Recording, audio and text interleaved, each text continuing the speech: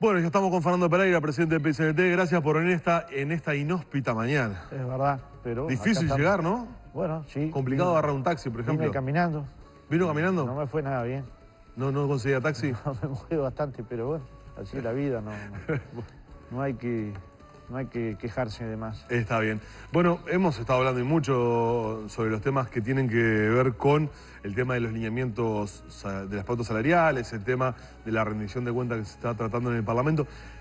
Yo recapitulo rápidamente y hago una síntesis de algunas cosas. Se reunieron con Vázquez, tuvieron 2 reuniones con el Ministerio de Economía, hicieron un paro parcial con una movilización importante la semana pasada, el anuncio de un paro de 24 horas para el 14 de julio. Sin embargo, nada de esto parece haber frenado la decisión del Poder Ejecutivo, que el lunes confirmó que no modifica las pautas. ¿Qué más se puede hacer, Pereira? Bueno, vamos a ver, ¿no? Lo primero es que las medidas tácticas, los paros, las movilizaciones, están pensadas para cambiar la realidad, para modificarla, para alterarla, para construir un nuevo escenario que permita a los trabajadores y a la sociedad en su conjunto obtener logros. Hasta ahora hemos logrado algunos, eso es innegable, algo del IRPF se modificó y no graban los trabajadores menores a 50.000 pesos, la segunda franja se le hizo un corte en 100.000, para los trabajadores menores a 50.000 las deducciones pasaron de 8 a 10% y otros temas no los hemos logrado mover y para nosotros son sustanciales. Uno tiene que ver con el gasto público en educación, en salud, en el INAU y en la universidad. En el caso de la universidad contempla ni más ni menos que un convenio salarial entre la universidad y los trabajadores. En el caso de la ANEP hay construcción públicas y políticas educativas que claramente van a estar demoradas por lo menos un año. Y claramente en el caso del INAU es cuidado, igual que salud pública, de minoridad o de situaciones complejas. Entonces, cuando uno recorta gasto social, también recorta en aquellas áreas que son distributivas, que son redistributivas. El gobierno dice que no toca el gasto social. Bueno, eso es gasto social, acá o en la China. Lo ha escuchado usted a Story decir, ¿no? Yo puedo escuchar a todos y los respeto a todos. Educación es gasto social, salud es gasto social, INAU es gasto social.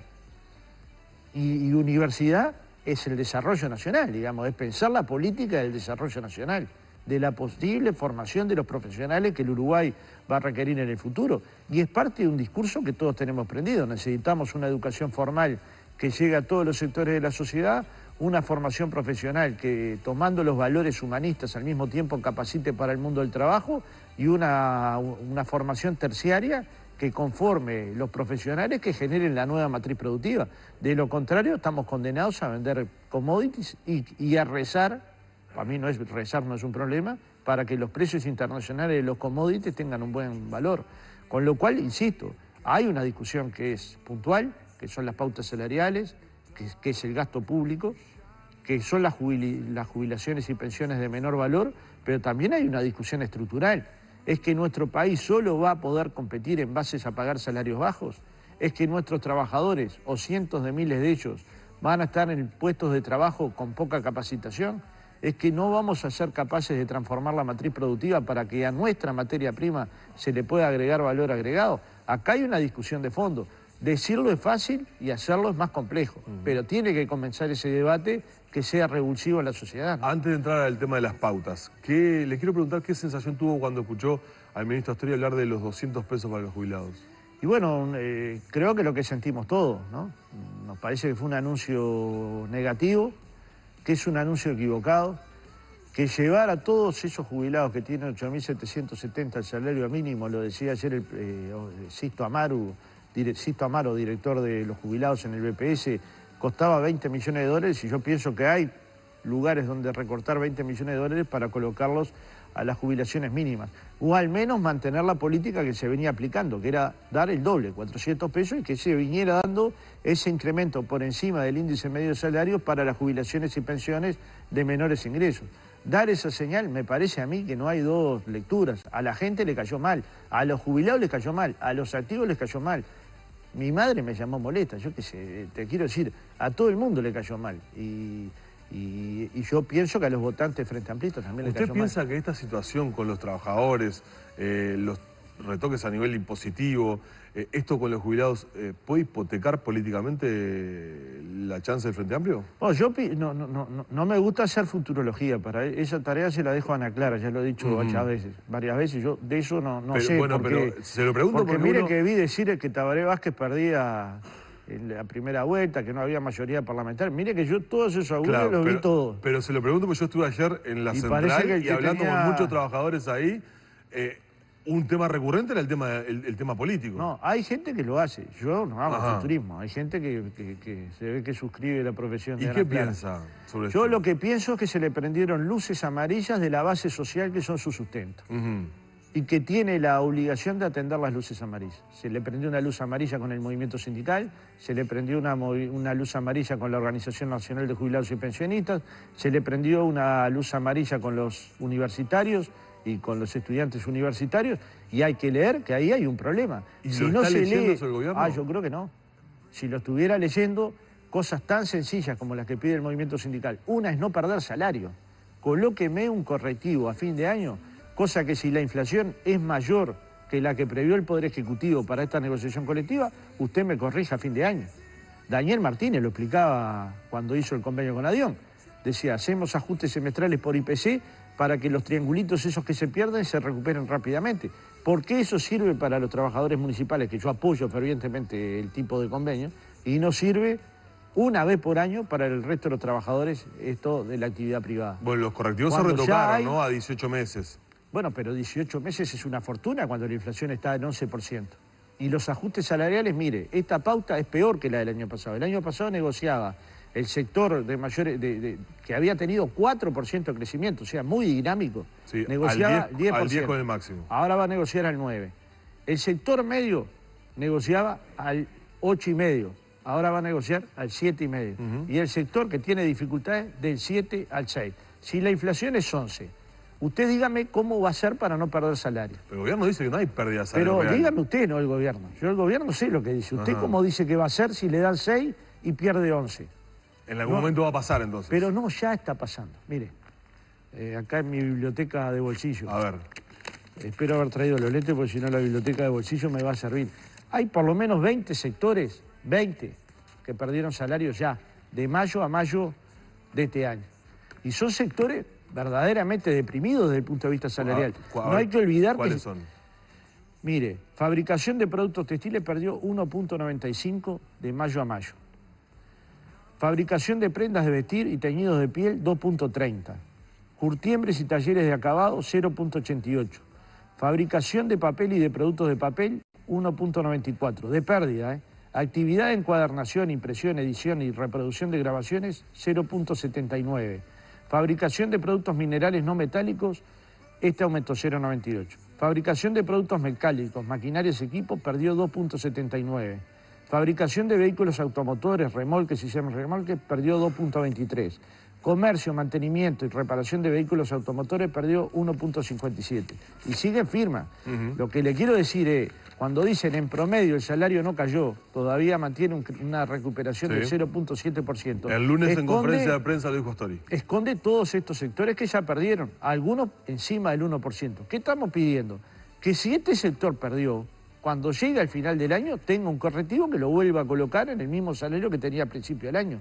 ¿Este planteo a usted le parece disparatado? Hoy lo que tiene que hacer es esperar 18 meses. Exactamente. Y cuando llega a los 18 meses, la pelea es porque el empresario le pague ese correctivo, porque va a ser lo suficientemente importante como para que sea un porcentaje importante. Entonces la pelea, en vez de transformar la realidad para ver cómo avanza el trabajador hacia un salario mejor de 15.000 pesos, o de 12.000 pesos, o 11.000 pesos, es ver si le pueden pagar el correctivo. ¿Me entiende? Entonces, claramente que me parece que es un pedido de lo más razonable. Ahora, yo no hago futurología tampoco, pero pongo las cosas linealmente arriba de la mesa y digo, comienzan a negociar 105 subgrupos. Con este panorama que usted está diciendo, con la inflación al 11% y sin modificación de pautas, vamos a tener 3 conflictos por semana. Va a haber una conflictividad gigantesca. Yo ya lo he dicho en todos los medios de comunicación. Si el gobierno no modifica uno de los aspectos sustanciales, que es el correctivo anual, va a haber una conflictividad gigantesca.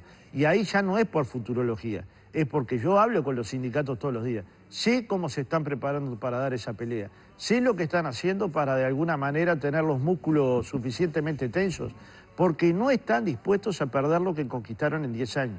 Yo le pido que analice esto. En 10 años los salarios reales tuvieron un crecimiento cercano al 50%. Con esa situación, 50% aumento real, hay cerca de 350.000 trabajadores que cobran menos de 15.000 pesos de salario.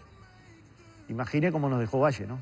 Porque cuando me dicen, bueno, los otros no, imaginen cómo nos dejó Valle si con 50% incremento del salario real, 15.000 pesos cobran 350.000 trabajadores. Algunos están ubicados en los shopping, otros en el comercio y el servicio, otros en el sector rural, muchos en el sector doméstico. El comercio y servicio que empieza a negociar ahora. Empieza a negociar ahora. Y usted dice que les va mal. Usted entra al supermercado igual que yo lo he visto. Usted dice que a ese sector le va mal. Entrar es relativamente fácil, para salir hay una cola interesante, ¿verdad? No es un sector que le esté yendo mal. Entonces decimos, bueno, podrá haber algunos sectores de actividad que tengan dificultades con el empleo. Tratemos esos sectores de forma diferente a aquellos que no tienen ninguna dificultad con el empleo y que por el contrario siguen teniendo una rentabilidad muy alta. ¿Modificarían algo la postura de ustedes, o por lo menos la posición que están tomando, si el gobierno modificara los correctivos? Es decir, los acortara de 18 meses a 12 meses. Bueno, hemos dicho que esta es una situación crucial, ¿no? Esto es una cruz de camino. Modifica sin duda. Y el otro tema para nosotros es el gasto público.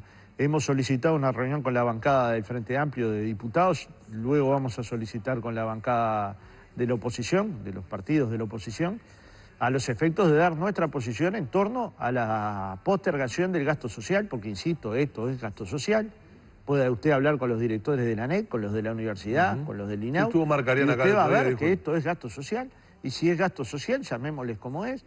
Entiendo que no tiene nada que ver con un ajuste neoliberal, porque esa es otra discusión, pero que acá hay un recorte que significa un ajuste del gasto y que afecta a áreas sensibles de la sociedad como la educación, la salud, el INAU, esto es innegable. Vamos a tratar de modificar este otro aspecto que es sustancial, y bueno, si eso modificara, naturalmente que modifica la situación conflictiva, no hay duda que la modifica. Nosotros no hacemos paros por deporte, hacemos para cambiar la realidad. Si la realidad cambia, eso evidentemente que tendríamos que cambiar nuestras medidas, ¿no? ¿Desactivaría, por ejemplo, el paro del 14, el paro nacional de 24 horas del 14 o no? Bueno, yo no sé, eso lo tendríamos que analizar colectivamente y parecería haber pocos días para que la realidad cambiara tan sustancialmente. Me parece que ese paro se va a hacer, se está trabajando para hacerlo.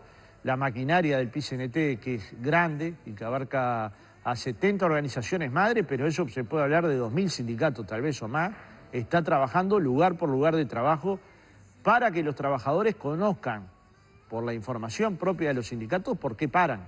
No queremos el paro de acatamiento por disciplina, queremos el paro de acatamiento por convicción de que el movimiento sindical está peleando por trabajo, por salario, por el gasto público social, porque efectivamente la crisis o la desaceleración no la terminen pagando los más débiles, porque la inversión pública dinamice el trabajo en la construcción y se aceleren los procesos, porque haya negociación en el sector municipal, porque a veces los intendentes piensan que vale más la autonomía municipal que la ley de negociación colectiva que los obliga a negociar igual que a cualquier empresa o organismo del Estado. Y sin embargo, cada tanto se arrogan el derecho de decir que creen que la ley es inconstitucional. No presentan ni un solo recurso a inconstitucionalidad, pero como creen que no es, no aplican una ley que es nacional y que obliga a todos. Hay varias intendencias que no todas las intendencias nacionalistas. Y sé que hay intendentes... ¿No cambió eso aún con la exhortación de Murro? Había empezado a cambiar, pero resulta que algún intendente se enoja y como funcionan corporativamente, todos los intendentes, aún los que no están de acuerdo con esa posición dentro del Partido Nacional, se suman. Entonces lo que deberíamos reflexionar como nación es que si hay una ley que nos obliga, cumplamos la ley. Y el primero que debería cumplir la ley es aquel que fue electo por la sociedad para cumplir un cargo de gobierno. Te voy cerrando. El paro del 14 de julio, usted lo decía, lo están organizando, lo están articulando para que tenga un alto acatamiento, un paro que no va a tener transporte, con lo cual va a estar, valga la redundancia, bastante paralizada toda la actividad, obviamente. Pero yo le quiero decir algo, pues siempre se dice esto. El transporte, yo soy cristiano, no lo para el Espíritu Santo. Ajá. El transporte lo para el PIT-CNT. Entonces cuando se dice no va a haber transporte, es porque el PIT-CNT tiene adhesión en el transporte. No va a haber educación porque el PIT-CNT tiene adhesión en los sectores de educación. Entonces lo que no hay es que no va a haber la mayor cantidad de cuestiones que donde el movimiento sindical está organizado abierta, sencillamente porque va a haber un paro nacional. Pero no porque haya una intervención ajena al movimiento sindical. No, está claro, el son los movimiento trabajadores sindical que no van a trabajar que ese va a día. paralizar. Está claro. No, lo que le quería preguntar es, el 14 de julio está proyectado esto, que usted acaba de escribir. Más adelante, por ejemplo, ¿se podrían tomar acciones conjuntas con jubilados, con la UNASPU? Ahora, este paro va a ser mañana, hoy, ahora, dentro de un rato. ¿Articulan con los jubilados? Articulan con jubilados, con estudiantes y con cooperativistas. ¿Se reúnen? Sí, ahora dentro de un par de horas. Porque el objetivo es nuestro, y con el resto de la sociedad vamos a intentar hacerlo en los próximos días, porque hay muchas organizaciones vinculadas a los derechos humanos, a la construcción de nuevos derechos, a cuestiones medioambientales que vamos a intentar adhieran a la medida. Sobre todo porque esa consigna que nosotros decimos, si a los trabajadores nos va bien, al pueblo le va bien, tiene que ver, porque si hay mayores salarios, las jubilaciones ajustan por índice medio. Si el trabajador gana un poquito más, consume en el pequeño almacén, en el pequeño boliche, en la pequeña farmacia, en el puesto de frutas y verduras, se dinamiza el mercado interno y con eso se generan posibilidades de que la gente vaya al cine, al teatro, a la cultura. Me parece que todos nos damos cuenta que cuando el trabajador tiene un poquito más, el movimiento en la calle es mucho mayor, el movimiento en los comercios es mucho mayor, se dinamiza la economía nacional y bueno, esa pelea no la queremos dar solo, la queremos dar con el resto de la sociedad. ¿Y el día siguiente, el 14 de julio? Bueno, nunca un paro es mágico. Ojalá yo tuviera la varita mágica para decir, con un paro transforma la realidad. Bueno, me transformaría en Harry Potter. Los paros van transformando la realidad en la medida que el movimiento sindical no suelte la lucha que tiene prendida en la mano. Lo que no hay que largar nunca son los objetivos estratégicos. Y será más allá o más acá que esos resultados se van a tener. Nosotros a la gente no le podemos prometer resultados. Le podemos prometer utilizar todos los instrumentos que tienen a nuestro alcance para alcanzar esos objetivos. Y vamos a colocar todos los que tenemos. Veremos si nos da. Siempre se necesitan dos cosas, la fuerza y la movilización de la gente en la calle, y al mismo tiempo que del otro lado haya un interlocutor que entienda las posiciones del movimiento obrero y de las organizaciones de la sociedad. Si estas dos cosas suceden, seguramente en alguno de estos temas va a haber solución. Pereira, gracias por habernos acompañado esta mañana. Tengo la impresión de que en este segundo semestre vamos a hablar varias veces. Tengo la misma impresión. Gracias por venir. Gracias.